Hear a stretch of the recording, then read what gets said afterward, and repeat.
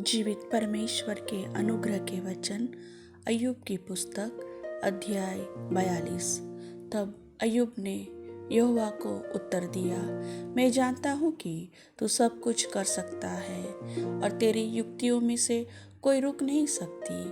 तूने मुझसे पूछा, तू कौन है जो ज्ञान रहित होकर युक्ति पर पर्दा डालता है? परंतु मैंने तो जो नहीं समझता था वही कहा, अर्थात जो बातें मेरे लिए अधिक कठिन और मेरी समझ से बाहर थी, जिनको मैं जानता भी नहीं था।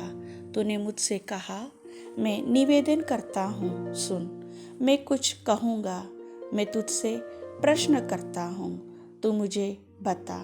मैंने कानों से तेरा समाचार सुना था, परंतु अब मेरी आंखें तुझे देखती है, इसलिए मुझे अपने ऊपर घृणा आती है और मैं धूलि और राख में पश्चाताप करता हूँ। और ऐसा हुआ कि जब यहोवा ये बातें अय्यूब से कह चुका, तब उसने तेमानी एलीपज से कहा, मेरा क्रोध तेरे और तेरे दोनों मित्रों पर भड़का है, क्योंकि जैसी ठीक बात मेरे दास अय्यूब ने मेरे विषय कही है, वैसे तुम लोगों ने नहीं कही। इसलिए अब तुम 7 बैल और 7 मेढ़े छांट कर मेरे दास अय्यूब के पास जाकर अपने निमित्त होम बलि चढ़ाओ।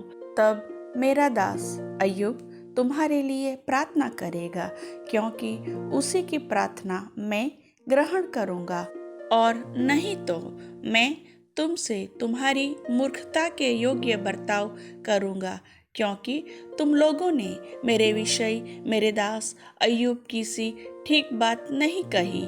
यह सुन तेमानी एलीपज, सूही, बिल्दद और नामाती सोपर ने जाकर यहोवा की आज्ञा के अनुसार किया, और यहोवा ने अय्यूब की प्रार्थना ग्रहण की। जब अय्यूब ने अपने मित्रों के लिए प्रार्थना की, तब यहोवा ने उसका सारा दुख दूर किया, और जितना अय्यूब का पहले था उसका दुगना यहोवा ने उसे दे दिया। तब उसके सब भाई और सब बहनें और जितने पहले उसको जानते पहचानते थे, उन सभी ने आकर उसके यहाँ उसके संग भोजन किया, और जितनी विपत्ति यहोवा ने उस पर डाली थी, उन सब के विषय उन्होंने विलाप किया और उसे शांति दी, और उसे एक एक चांदी का सिक्का और सोने की एक एक बाली दी। और यहोवा ने अय्यूब के बाद के दिनों में उसको पहले के दिनों से अधिक आशीष दी, और उसके 14,000 भेड़ बकरियां, 6,000 ऊँट, 1,000 जोड़ी बैल और 1,000 गदहिया हो गई, और उसके 7 बेटे और 3 बेटियां भी उत्पन्न हुई। इनमें से उसने जेठी बेटी का नाम तो यमीमा, दूसरी का कसिया और तीसरी का करेन हप्पुक रखा।